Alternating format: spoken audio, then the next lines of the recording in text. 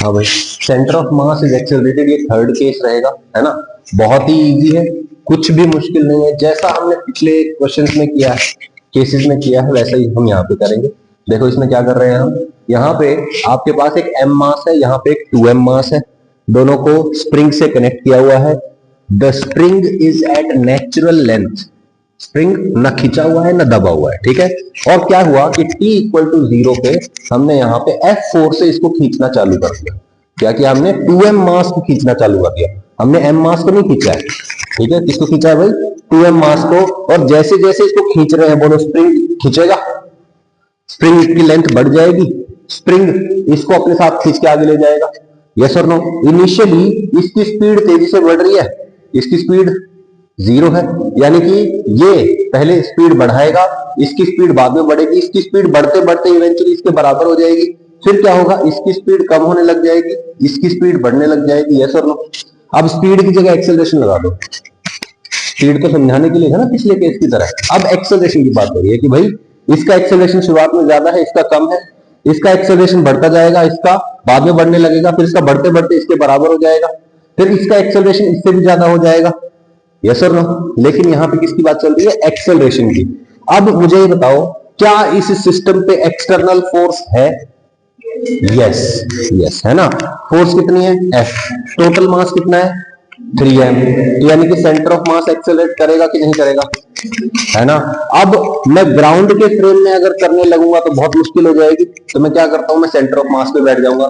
जैसे ही centre of mass पे बैठूंगा, मुझे जो इसका लीनियर मोशन है सिस्टम का, क्या वो दिखाई देगा, नहीं, लीनियर मोशन दिखाई नहीं देगा, सिर्फ और सिर्फ क्या दिखाई देगा, internal motion of the system, यानी कि ये जो ब्लॉक्स हैं ये कुछ इस तरीके से मूव करते हुए, है ना। असल में क्या हो रहा है कि आप सेंटर ऑफ मास में बैठे, असल में ऐसे ऐसे जा रहा है सिस्टम, और ब्लॉक जो है इसी तरीके से मूव कर रहे हैं, यस और नो। लेकिन अब आप सेंटर ऑफ मास पे बैठ गए हो, तो आपको ये वाला मोशन दिखाई नहीं देगा, सिर्फ आपको क्या दिखाई देगा, ऐसे वाला मोशन दिखाई देगा, यस और no.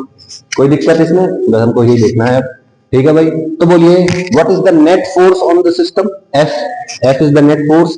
Calculation from ground frames are very difficult, so we solve the problem by centre of mass frame. हम सिर्फ एक ही तरीके से करते हैं, कौन सा तरीका है वो, सेंटर ऑफ मास पे बैठ जाते हैं, ठीक है भाई। तो सेंटर ऑफ मास क्या है, एक्सेलरेटेड है, यस और no. What is the centre of mass का acceleration, total force by total mass, that is F by 3L, सही है भाई। अब यहां कहीं सेंटर ऑफ मास होगा, मैं उस पर बैठ जाता हूं और सेंटर ऑफ मास का एक्सेलरेशन देखेंगे, ठीक है।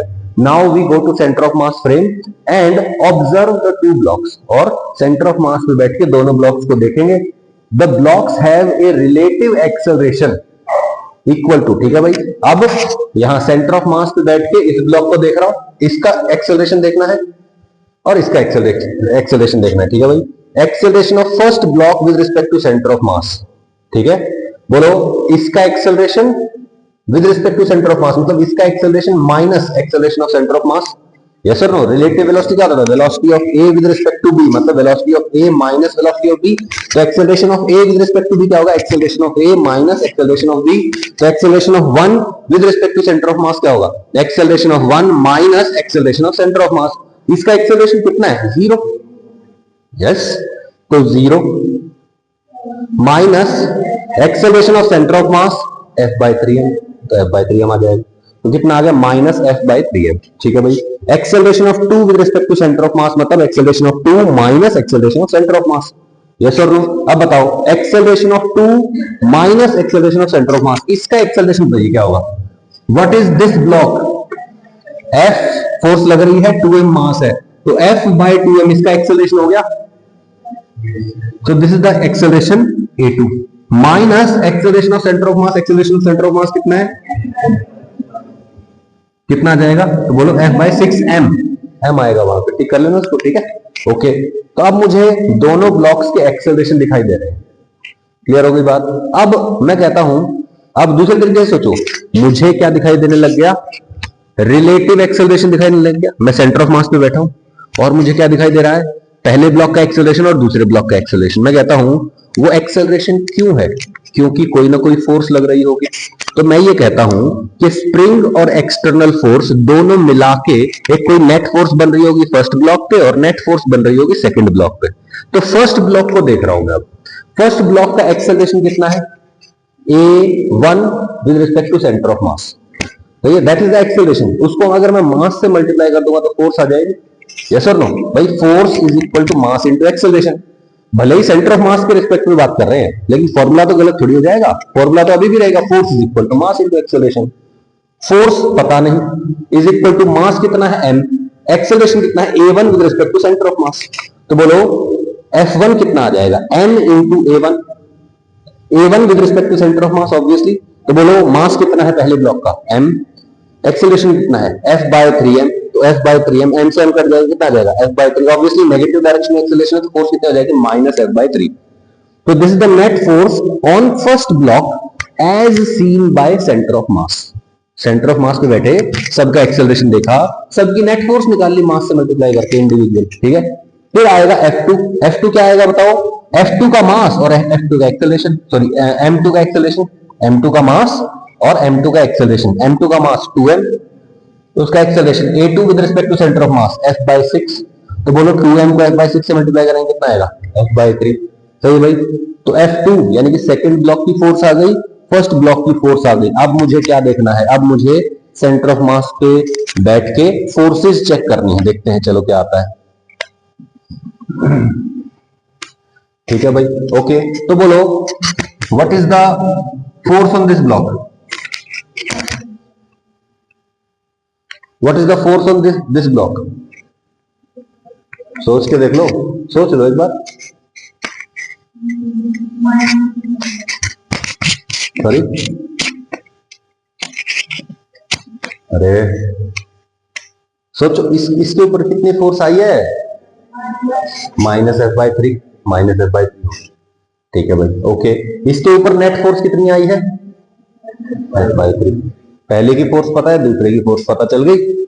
इसके ऊपर ध्यान मत दो, ये बकवास कैसे मत देखो, ठीक है। अब मैं कहता हूं कि सेंटर ऑफ मास के फ्रेम में दोनों ब्लॉक्स का मोशन कैसा है, ऐसा ऐसा मोशन, राइट, ठीक है। अब दोनों ब्लॉक्स का मोशन है, मैं कहता हूं इसका जो डिस्प्लेसमेंट है सेंटर ऑफ मास फ्रेम में दैट इज x1, m1 का डिस्प्लेसमेंट x1, m2 का डिस्प्लेसमेंट x2। अब मैं कहता हूं जब ये मैक्सिमम एक्सटेंशन पे होगा, क्योंकि जैसे इसको खींचने लगे स्प्रिंग खींचेगा और मैक्सिमम एक्सटेंशन पे जाएगा, तो व्हाट इज मैक्सिमम एक्सटेंशन, मैं कहता हूं x1 plus x2 is equal to x max. सही है, x max is equal to x1 plus x2। सही है, ओके। अब बताओ वर्क एनर्जी थ्योरम लगा दो। वर्क एनर्जी थ्योरम क्या कहती है, net work done by all forces is equal to change in kinetic energy. सही है, ओके, ठीक है। अब मैं कहता हूं सेंटर ऑफ मास के रिस्पेक्ट में जब ये मैक्सिमम एक्सटेंशन पे होगा, सेंटर ऑफ मास के रिस्पेक्ट में दोनों ब्लॉक्स रेस्ट पे आ जाएंगे। यस और नो भाई, ऐसे देखो ना, ऐसे ऐसे मूव कर रहा था, तो जब ये दोनों मैक्सिमम पे होते हैं, तीनों ऑब्जेक्ट की स्पीड बराबर है। यस और नो, कंप्रेशन हो रहा है तो स्पीड अलग अलग है, एक्सटेंशन हो रहा है तो स्पीड अलग अलग है, मैक्सिमम पे तब स्पीड क्या है, इक्वल है, राइट, ठीक है। तो अब मुझे बताओ कि दोनों की स्पीड मैक्सिमम पे बराबर हो जाती है सेंटर ऑफ मास के, यानी कि सेंटर ऑफ मास के रिस्पेक्ट में दोनों की स्पीड जीरो है। इनिशियली भी जीरो थी सेंटर ऑफ मास के रिस्पेक्ट में, बाद में भी जीरो है, मतलब चेंज इन काइनेटिक एनर्जी क्या है, जीरो। अच्छा, तो सर ये जो फोर्सेस ने वर्क किया है ये कहां चला गया, मैं कहता हूं इस फोर्स ने जो वर्क किया और यहां पे जो नेट फोर्स है उसने जो वर्क किया, that work is used to change the energy of the spring.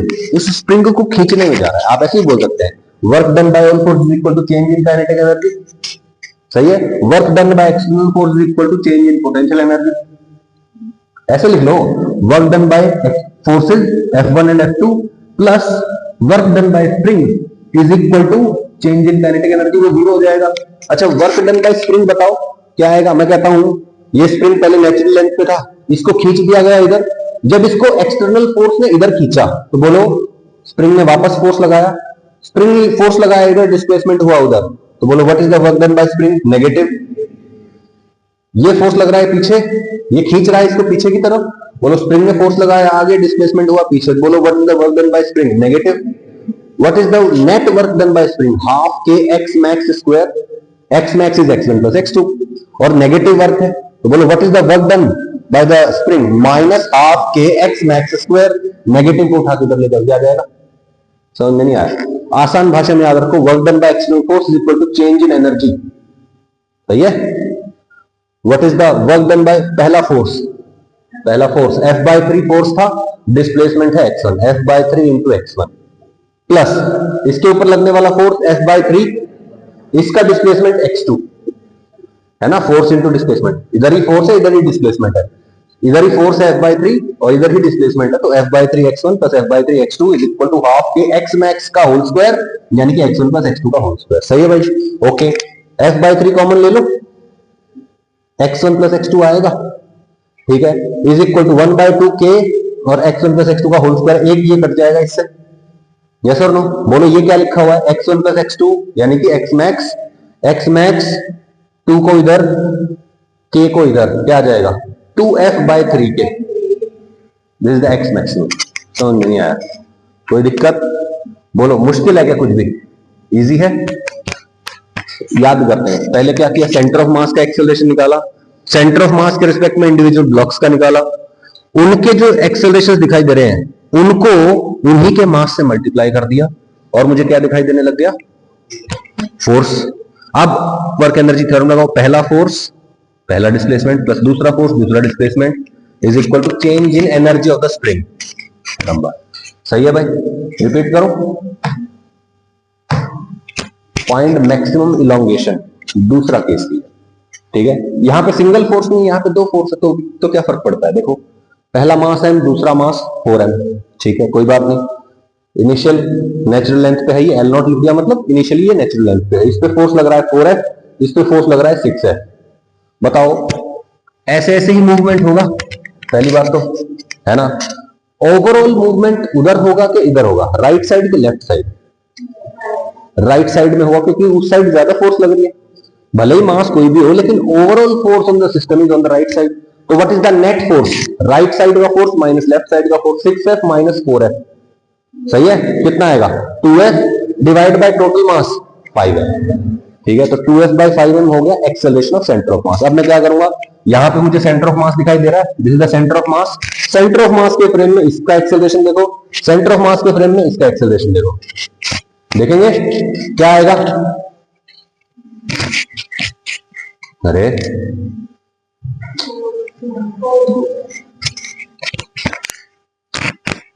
इसमें से अटक क्यों जाती है, कोई टेंशन वेंशन में हो क्या, देखो क्या लिखा हुआ है, देखो ये m मास हो गया, इस पे कितना फोर्स लग रहा है 4 है, बोलो इसका मास m, नेट फोर्स 2f/5, ठीक है, एक्सेलरेशन हो गया, ओके, नेट फोर्स हो गई इसके ऊपर, बोलो 4f इधर की तरफ और इधर की तरफ और कौन सी फोर्स हो गई 2f/5m इंटू m, बोलो नेट फोर्स कितनी होगी 4f plus 2f/5m into m, यानी कि 4f प्लस 2f/5, ये हो गया इधर इस पे लगने वाला फोर्स, इस पे लगने वाला फोर्स बोलो, इसका एक्सेलरेशन इधर दिखाई देगा कितना 2f/5m लेफ्ट साइड में इंटू मास कितना है 4m, ये एक्सेलरेशन हो गया पीछे की तरफ, 6f आगे की तरफ, तो नेट कितना हो गया 6f minus 2f/5m into 4m, m से m कट जाएगा, कितना आ गया 8f/5, सही है, तो 6f माइनस 8f/5, ये आ गया 22f/5, इसका फोर्स पता चल गया, इसका फोर्स पता चल गया, ये भी कितना है 22f/5,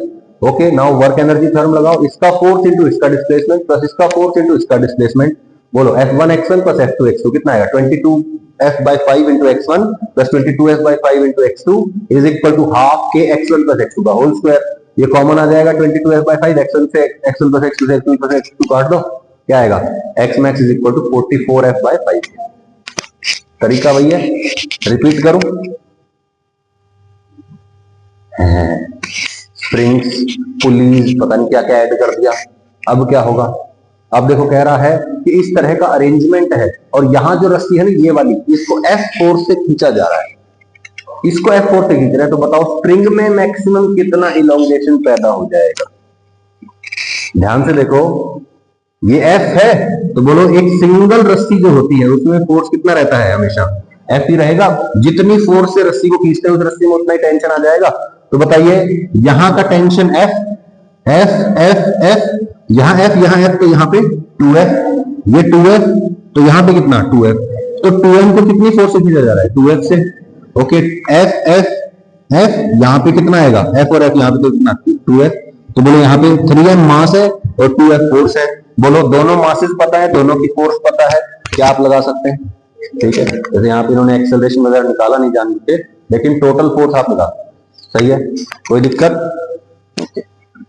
अच्छा, यहां पे हमने डायरेक्टली लिख दिया कि F1x1 प्लस F2x2, क्यों?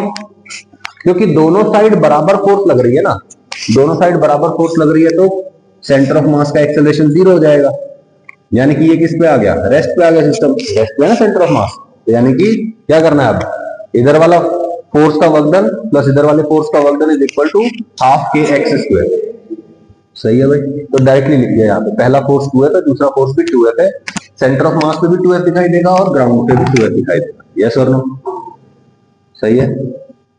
Find maximum elongation in the spring initially unstretched, अब ये क्वेश्चन आपको करना है, दिस क्वेश्चन इज विजिबल, ठीक है भाई। ये दीवार है, यहाँ पे कुछ इस तरीके से बोलो, यहाँ पे 2m मास है, 6f फोर्स लग रहा है, 3m मास है, 2f फोर्स लग रहा है, आपको बताना है x मैक्सिमम, ठीक है भाई, बहुत ही इजी है, चलिए करिए इसको ट्राई अभी। हाँ भाई, तो ये क्वेश्चन हो गया है, okay, let's see the answer, 44f/5k correct, कितने लोगों का सही है, सही ईमानदारी से बताना है, क्या गलती कर रखी है, गुड गुड, क्या दिक्कत है, कितना आंसर आया, आंसर ही नहीं आया, अरे ऐसे मत करो,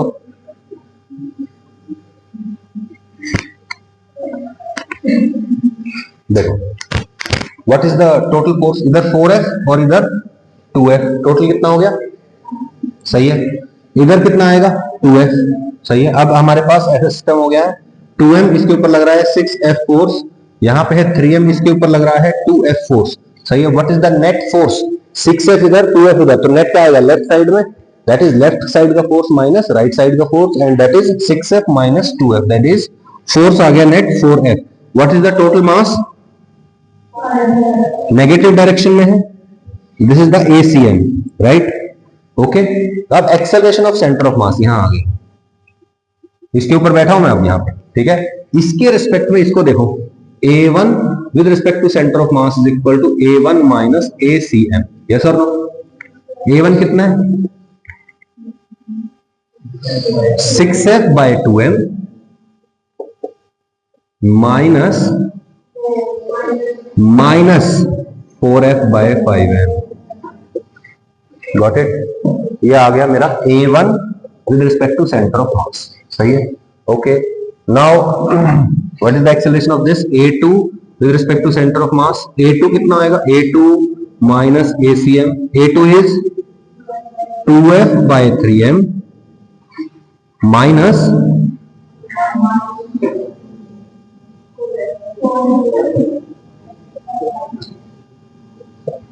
यहां पे गलती है, ये इधर की तरफ है माइनस 6f/2m, ठीक है, माइनस 6। अभी बोलो ये करके इधर से ये प्लस हो जाएगा, सॉल्व कर लोगे, A1 with respect to centre of mass, A2 with respect to centre of mass, तो F1 कितना आएगा, F1 with respect to centre of mass, यानी कि मास कितना 2m into A1 with respect to centre of mass, yes और no, बोलो भाई, 2m into ये वाली वैल्यू आ गया F1, सिमिलरली F2 कितना आएगा, M2 into A2 with respect to centre of mass, M2 कितना है 3m, एक्सेलरेशन कितना है ये वाला, वैल्यू पुट करो, F1 F2 आ गया, now apply work energy theorem, that is F1 x1 plus F2 x2 is equal to x1 plus x2 का होल स्क्वायर, सही है। ध्यान देना यहाँ पे F1 और F2 जो है ना ये सेम आ जाते हैं, हमेशा ही सेम आते हैं, क्योंकि जब आप सेंटर ऑफ मास में बैठे हो तो दोनों ऑब्जेक्ट्स जो दोनों ब्लॉक्स है वो आपको इस तरीके से मूव करते हुए दिखाई देंगे, यानी कि जितना एक्सेलरेशन इसका इधर है उतना इसका इधर आता है, नेट फोर्स जो है इसके ऊपर जो आ रहा है वो इक्वल आते हैं हमेशा, इधर भी हो चाहे इधर हो, तो बोलो F1 और F2 जो है इक्वल होते हैं, कॉमन आ जाएगा, इससे ये कट जाएगा, सॉल्व कर लेंगे, x1 प्लस x2 का वैल्यू आ जाता है, दैट इज 44f/5k, समझ में आया, रिपीट करो, क्या करोगे दोबारा ट्राई घर पे, ओके। बहुत बढ़िया एडवांस्ड प्रॉब्लम्स है, these are the advanced problems.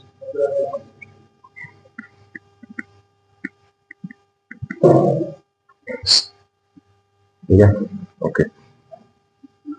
Question देखो, क्वेश्चन बहुत बढ़िया है, टॉप क्लास क्वेश्चन है। ऐसा क्वेश्चन आईआईटी में पूछा जा चुका है पहले जेईई एडवांस, और हो सकता है कि इस साल या उससे अगले साल नीट में पूछा जाए, क्योंकि पता है पिछले जो जेईई एडवांस के प्रॉब्लम्स है उनको नीट में यूं कहीं देने लग गए हम, 2-3 क्वेश्चन आए हुए थे इस साल में, तभी तो लोग पेपर से सेंटर से निकल के बेहोश हो रहे थे। पता है तुमको, कोटा के सेंटर के बाहर रिपोर्टर्स खड़े हो गए, तो बच्चे जब बाहर निकलेंगे उनसे पूछेंगे कैसा पेपर हुआ, रोते हुए बच्चे निकले कुछ, और 1-2 तो बाहर निकल के बेहोश। इतना डिफिकल्ट पेपर था। और एक डिफिकल्टी की बात क्या थी कि पेपर को करने में फिजिक्स वाला की फैकल्टी को 4 घंटे लग गए। समझ रहे हो भाई, 3 घंटे का पेपर है, बच्चों को क्या करना है, 3 घंटे में पेपर करना होता है, लेकिन पीडब्ल्यूबी जो फैकल्टी थी उसको पेपर सॉल्व करने में, फैकल्टी को सिर्फ फिजिक्स का पेपर सॉल्व करने में 4 घंटे लग गए, बायोलॉजी का पेपर सॉल्व करने में 3.5 घंटे लग गए। तो जाओ, केमिस्ट्री वाला फिर भी ठीक ठाक सब चलता है, केमिस्ट्री वाला। ओके, तो find maximum height achieved by the block. अब सिस्टम क्या दे रखा है आपके पास, यहां पे एक स्पेशल टाइप का वेज दे रखा है, ऐसा वेज दे रखा है, ऐसी शेप का। ठीक है भाई, यहां पे इसका मास है 2m और इसका मास है m। अब ये कह रहा है कि इसको ना यहां से ऐसे मार दिया, इसको कितनी वेलोसिटी दे दी, v0 वेलोसिटी दे दी। ठीक है, ये सरफेस स्मूथ है, ये सरफेस भी स्मूथ है। कह रहा है कि ये यहां से जाएगा, ये यहां जाएगा और ऊपर जाएगा, और ये बहुत ऊंचा है, बहुत ऊंचा है। ठीक है, ये कितनी हाइट तक जाएगा ये पूछा है। वैसे ये तो आसान क्वेश्चन हो गया बहुत, ऐसे तो कुछ करना ही नहीं है, तो बहुत इजी क्वेश्चन हो गया। Initial energy is equal to final energy, ये रेफरेंस लेवल मान लिया इसको फॉर एग्जांपल। ठीक है, यहां से बताना कितनी हाइट पे है, तो initial energy half M we naught square, final energy m g h. आ गया आंसर, है ना। सोचने वाला तो यही सोच सकता है, लेकिन गड़बड़ हो जाएगी। क्या गड़बड़ हो जाएगी कि भैया ये जो वेज है ना 2m मास का, ये स्मूथ सरफेस पे रखा है। अब जैसे ही ये यहां पहुंचेगा, ये जो m मास का ब्लॉक है, ये जैसे ही यहां पहुंचेगा क्या होगा, there is a normal reaction acting on it in this direction. ये लगाएगा इसको इस डायरेक्शन में। अब इस नॉर्मल रिएक्शन के 2 कंपोनेंट, एक तो इधर और एक इधर। इधर वाला कंपोनेंट तो कुछ करेगा नहीं, इधर वाला कंपोनेंट क्या करेगा, इस वेज को आगे की तरफ सरका देगा, खिसका देगा। यानी कि अब ये जो 2m मास वाला है ना, ये भी खिसकने लग गया, ये भी आगे जाने लग गया। अब लिख तो नहीं सकते कि इनिशियल एनर्जी इसकी और इसकी फाइनल एनर्जी, और ऐसे नहीं लिख सकते ना। क्यों, क्योंकि इसकी भी तो एनर्जी है। अब क्या करें सर, ये तो गलत हो गया। फिर कैसे अप्रोच करें इस क्वेश्चन को। सबसे पहले ऑब्जर्वेशन करिए कि आपने ऐसी कौन सी कंडीशन पढ़ रखी है जो इसके ऊपर लागू हो सकती है। क्या क्या कंडीशंस है, net force is equal to mass into acceleration. कोई नेट फोर्स है बाहर से, तो एक्सेलरेशन का कुछ सीन ही नहीं है, बस इनिशियल वेलोसिटी दे रखी है। ओके ठीक है, मोमेंटम कंजर्वेशन लगा सकते हैं क्या। हाँ सर, मोमेंटम कंजर्वेशन में तो कंडीशन होती थी कि नेट एक्सटर्नल फोर्स 0 है, तो मोमेंटम इज कांस्टेंट। यस और नो, बोलो यहां पे मोमेंटम कांस्टेंट रहेगा या नहीं रहेगा। या कोई बाहर से फोर्स लगा रहा है, कोई एक्सटर्नल एजेंट है तो धक्का मार रहा हो। बोलो हॉरिजॉन्टल डायरेक्शन में देयर इज नो फोर्स, तो हॉरिजॉन्टल डायरेक्शन में द मोमेंटम इज कांस्टेंट, पहली चीज। ओके, दूसरी चीज वर्क एनर्जी थ्योरम भी लगा सकते हैं, और वो तो हमेशा वैलिड है ना, net work done by all forces is equal to change in kinetic energy. ठीक है भाई, अब वर्टिकल डायरेक्शन में मोमेंटम कंजर्वेशन लगा सकते हैं क्या, नहीं, बिकॉज ग्राउंड के साथ कॉन्टेक्ट है and ground is applying normal reaction the vertical direction. तो वर्टिकल डायरेक्शन में एक्सटर्नल फोर्स 0 नहीं है, तो वर्टिकल डायरेक्शन में मोमेंटम कंजर्वेशन नहीं लगेगा। सिर्फ और सिर्फ हॉरिजॉन्टल डायरेक्शन में लगेगा। सही है भाई, ओके। अब मैं कहता हूं हॉरिजॉन्टल डायरेक्शन में मोमेंटम कंजर्वेशन लगाना है, ठीक है। लेकिन उसमें भी एक खेल है। उसमें खेल क्या है कि दोनों ये चलने लग जाएंगे, लेकिन जब ये दोनों चल रहे होंगे तो दोनों की वेलोसिटी लिखनी पड़ेगी हमको, और दोनों की वेलोसिटी क्या होगी? जब ये ब्लॉक यहां से चलने लगा और मैक्सिमम हाइट पे पहुंच गया, मैक्सिमम हाइट पे पहुंच गया मतलब वर्टिकल डायरेक्शन में मोशन खत्म हो गया, लेकिन हॉरिजॉन्टल डायरेक्शन में तो खत्म नहीं हुआ ना। हॉरिजॉन्टल डायरेक्शन में ब्लॉक का और वेज का दोनों का मोशन, दोनों का वेलोसिटी सेम होगा। क्यों? इमेजिन करो आप इस वेज पे बैठे, ठीक है, आपको इस वेज का हॉरिजॉन्टल मोशन दिखाई नहीं देगा। आपको क्या दिखाई देगा? एक वेज है, ऐसे गया, ऊपर गया और फिर वापस आ गया। यस और नो? क्लियर भाई? तो बोलो, जब वो मैक्सिमम हाइट पे था तो मैं कहूंगा उसका वर्टिकल मोशन 0 हो गया। लेकिन अब मैं ये भी कह रहा हूं कि ग्राउंड पे खड़े इंसान को क्या दिखाई देगा कि जब वो मैक्सिमम हाइट पे है तो ब्लॉक के रिस्पेक्ट में वो रेस्ट पे है, वेज के रिस्पेक्ट में वो रेस्ट पे है। वेज की जितनी वेलोसिटी होगी उतनी ही वेलोसिटी ब्लॉक की होगी। सही है? तो बोलो, जब ये यहां पहुंचेगा तो इसकी अगर हॉरिजॉन्टल डायरेक्शन में वेलोसिटी v1 है तो वेज की वेलोसिटी भी कितनी होगी? v1 होगी। तो इस पॉइंट पे दोनों का हॉरिजॉन्टल वेलोसिटी इज कांस्टेंट। समझ में नहीं आया? Should I repeat? क्या क्या लगाना है अब? Momentum conservation. मोमेंटम कंजर्वेशन में क्या लगाते हैं? बोलो, initial momentum is equal to, initial momentum ये रेस्ट पे, इसकी वेलोसिटी v नॉट, तो बोलो m v नॉट ये हो गया इसका मोमेंटम, प्लस 2m इंटू 0 ये इसका मोमेंटम हो गया, is equal to final momentum, इसका मोमेंटम बोलो m इंटू v1 प्लस इसका मोमेंटम 2m इंटू v1। सही है भाई? कितना आएगा बताना? 3m v1 is equal to m v naught, m से m कट जाएगा, क्या आएगा बोलो? v1 is equal to v naught by 3। सही है भाई? कोई दिक्कत? सिंपल हो गया। अच्छा, अब क्या करना है? अब लगाना है क्या? Work energy theorem. सही है भाई? कोई दिक्कत? ओके, वर्क एनर्जी थ्योरम लगानी। वर्क एनर्जी थ्योरम में वर्क करने वाला कौन है? यहां पे कोई एक्सटर्नल एजेंट नहीं है, कोई फ्रिक्शन नहीं है, कोई स्प्रिंग नहीं है। कौन है? सिर्फ और सिर्फ mg है ना? तो बोलो, लेट्स सी कि बोलो यहां पे आप चाहो तो एनर्जी कंजर्वेशन बोल दो, चाहे वर्क एनर्जी थ्योरम बोल दो, बात एक ही है। बोलो, जब ये यहां से कुछ h हाइट ऊपर चला जाएगा तो बोलो mg लगेगा नीचे और हाइट चली जा रही है ऊपर, यानी कि work done by mg is negative. तो बोलो work done by mg minus mgh, सही है, is equal to change in kinetic energy of the system. बोलो final kinetic energy half m v1 square. बोलो भाई, इसकी काइनेटिक एनर्जी इतनी है ना, half m v1 square, plus इसकी एनर्जी बोलो half 2m v1 square, plus initial minus, ये तो होगी final energy, minus initial energy. सही है भाई? कोई दिक्कत? अपने को क्या निकालना है? H maximum. m तो कट रहा है हर जगह, सही है, g को उठा के उधर ले आओ, माइनस है, इसको उठा के उधर ले जाना, सॉल्व कर लोगे आंसर आ जाएगा। ओके, तो v1 की वैल्यू उठा के पुट करनी पड़ेगी, कितनी? उठा के पुट करेंगे आंसर आ जाएगा। सही है? कोई दिक्कत नहीं, बिल्कुल सिंपल। और आप चाहो तो ऐसे भी सोच सकते हो कि इस केस में एनर्जी कंजर्वेशन लग जाएगा कि भाई there is no agent, no non conservative force, no external agent, यानी कि एनर्जी का लॉस करवाने वाला कोई नहीं है। That means initial energy is equal to final energy. Initial energy है half M we naught square, final energy क्या हो जाएगी? Half M V one square plus half 2m v1 square plus mg h max. सही है? बात वही है, answer वही आएगा। So the answer you get is v naught square by 3g। तो ये याद रख लो एक बार, आने वाली प्रॉब्लम्स में काम आएगा ये कि भैया ऐसा केस होता है m2m और उसको v नॉट वेलोसिटी दे दी तो कितनी हाइट तक जाता है? v naught square by 3g तक। सही है? कोई दिक्कत? ओके।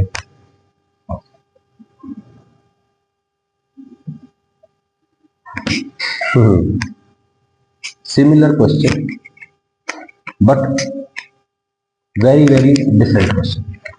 देखने में एक जैसा है लेकिन क्वेश्चन बहुत ही अलग है। क्या है? Find the distance travelled by wedge m before m lands back on the wedge. खेल है, खेल क्या है? व्हाट टाइम इज इट यार? टाइम लग जाएगा 9 डजंट मैटर, नो वरीज।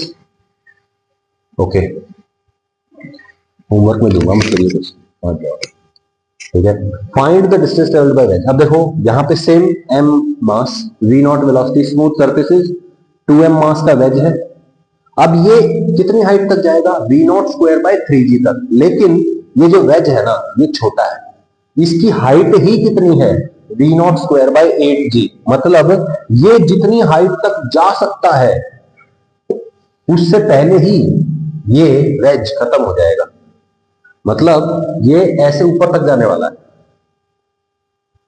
अब क्वेश्चन में क्या होगा कि देखो ये इधर जा रहा है, ये इधर आने के बाद इस पे नॉर्मल रिएक्शन लगाएगा, ये भी चल पड़ेगा। जैसे ये चलने लगेगा बोलो ये यहां पे पहुंचेगा। दोनों के दोनों आगे जा रहे हैं, यस और नो? ठीक है। अब क्या होगा? दोनों यहां पे जब है तो बोलो दोनों का हॉरिजॉन्टल वेलोसिटी सेम होगा, यस और नो भाई? बोलो ये तो नहीं है कि भाई ये जो ब्लॉक है ये ज्यादा तेजी से जा रहा है और ये पीछे रह जाएगा, तो पॉसिबल ही नहीं है भाई। दो ऑब्जेक्ट्स ऐसे कांटेक्ट में मूव कर रहे हैं तो जितनी वेलोसिटी इसकी होगी उतनी ही वेलोसिटी इसकी होगी, यस और नो? ऐसा तो नहीं है कि भाई ये इसको पुश कर रहा है और ये आगे चला जाए और ये पीछे रह जाए, पॉसिबल नहीं है ना। तो बोलो जब ये यहां पे आएगा तब इसकी वेलोसिटी और इसकी हॉरिजॉन्टल वेलोसिटी सेम होगी, यस और नो?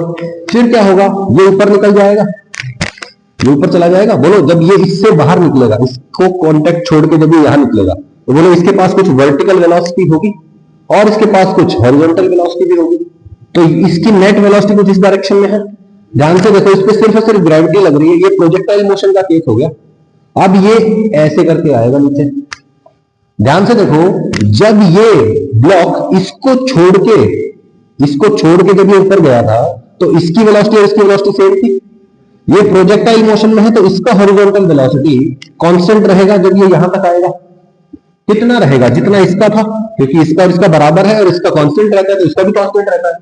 तो बोलो जब ये यहां से ऐसे करके वापस आएगा तभी ये वेज यहां पहुंच गया होगा। अब ये कह रहा है कि इस वेज ने कितना डिस्टेंस ट्रेवल किया होगा जब ये वापस लैंड करता है इसके। कैसा लगा क्वेश्चन? है ना? अब करना क्या है आपको? यहां से इस ऑब्जेक्ट को यहां पहुंचा दो, इसकी हाइट पता है, यहां पे एनर्जी कंजर्वेशन लगा दो, इसकी और इसकी हॉरिजॉन्टल वेलोसिटी सेम होगी। इस पॉइंट और इस पॉइंट के बीच में मोमेंटम कंजर्वेशन लगा दो, यहां की वेलोसिटीज आ जाएंगी। यहां और यहां के बीच में क्या कर दो? एनर्जी कंजर्वेशन लगा दो, इसकी वर्टिकल डायरेक्शन की वेलोसिटी भी आ जाएगी। आ गई? ओके। इसकी वर्टिकल डायरेक्शन की वेलोसिटी पता है तो आपको पता चल जाएगा कि यहां से ये इतनी स्पीड से ऊपर जा रहा है तो कितनी देर में ये वापस आएगा, है ना भाई? किसी पार्टिकल की वर्टिकल वेलोसिटी पता है तो नीचे आने का टाइम पता चल जाएगा ना उसका, सही है? 2u/g से, ठीक है। अब इतने टाइम में ये कितना डिस्टेंस ट्रेवल करता है तो आपको सोचना है। कर सकते हैं आप लोग, ट्राई करें और मुझे कल इसके बारे में जानकारी दें। लंबा चौड़ा क्वेश्चन है, ठीक है? लंबा चौड़ा क्वेश्चन है। ओके, फिर हम इस टाइप के और आगे क्वेश्चंस करेंगे, ठीक है? Obviously this is very very advance. ना हो क्वेश्चन तो दिल छोटा मत करना, लेकिन ट्राई जरूर करना, क्योंकि कोशिश करने से ही दिमाग एक्सपैंड होता है। अगर आप जिंदगी भर ABCD पढ़ते रहेंगे तो आपकी नॉलेज थोड़ी एक्सपैंड होगी, है ना? The way to expand your IQ, to expand your knowledge is through trying and failing and trying and failing and trying and succeeding, सही है? Thank you for your time.